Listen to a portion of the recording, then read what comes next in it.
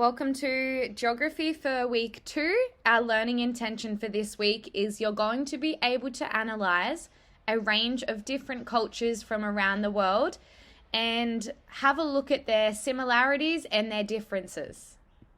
So I'm going to start with our acknowledgement of country, and you're encouraged to say it along with me, or you can pause the video and then say it yourself. We at Rydalmere Public School acknowledge the Darug country, the Aboriginal country on which we stand. We thank you for sharing and caring the land we learn and play on.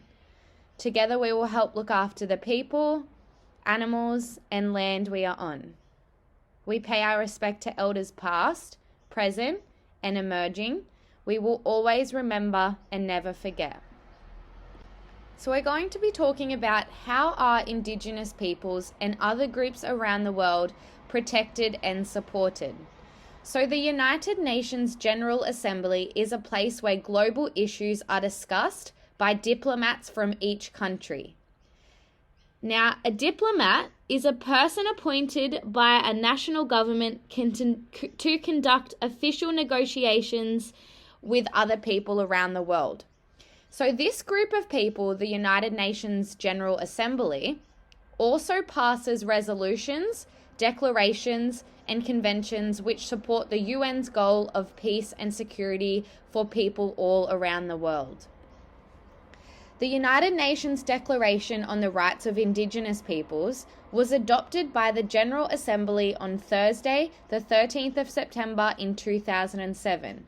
And this was voted in favour of 144 different states around the world.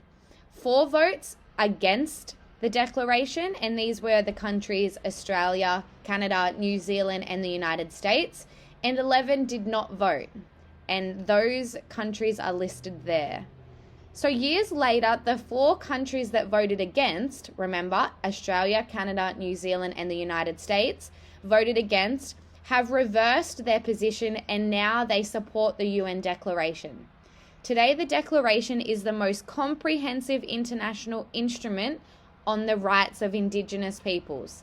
It establishes a universal framework of the minimum standards for the survival, dignity, and well-being of the Indigenous peoples of the world. And it also elaborates on the existing human rights standards and the freedoms as they apply to the specific situation of the Indigenous people.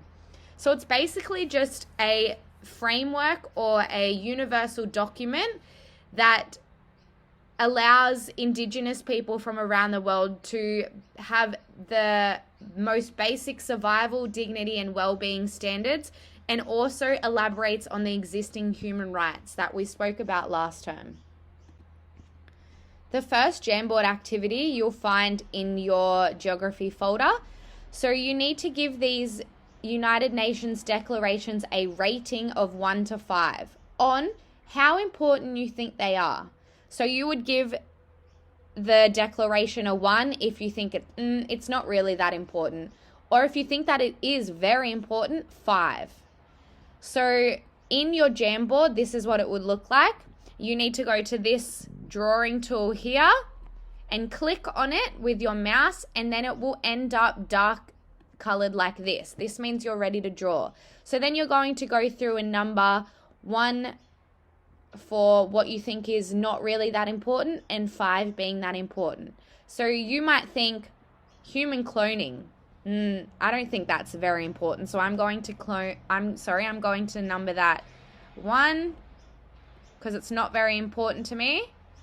And then you keep going all the way until 5 being the most important. Your second Jamboard activity is continuing from last week, and you're going to go into your geography dictionary and you're going to match the definitions to the word. So our 6 words for this week are survival, dignity, global, diplomat, resolution, and freedom. So you need to read through these definitions and match with your same marker like you just did in your Jamboard activity. And then you're just going to match survival. So let me have a read through these. Survival, a sign of token of respect. That doesn't really fit for me. A resolve, a decision, or determination. No, not really. The act of surviving, especially under adverse or unusual circumstances. I think that might be one because I can see surviving and survival match together. But I'm going to go through and read all the others before I draw a line from survival to whichever one I think is the correct word. And they're your 2 activities that you're doing for this week. And I will see you in week 3's videos.